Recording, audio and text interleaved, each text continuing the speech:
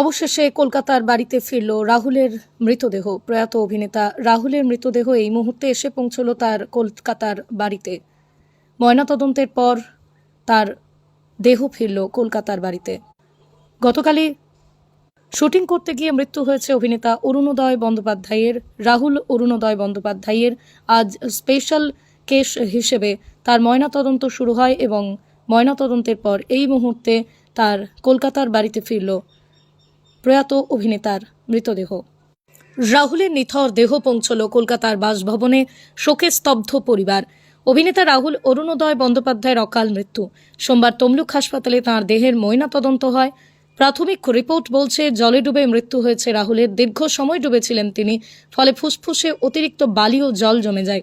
ফুসফুসে ফুলে দ্বিগুণ হয়ে গিয়েছিল বলেই জানা গিয়েছে। তবে শরীরে কোনো অ্যালকোহলের উপস্থিতি ছিল কিনা তা এখনও স্পষ্ট নয়। ভিসেরা পরীক্ষাও হবে বলেই জানা গিয়েছে। সূত্রের খবর, খাদ্যনালীর ভিতরেও বালি ও নোনা জল ঢুকে গিয়েছিল।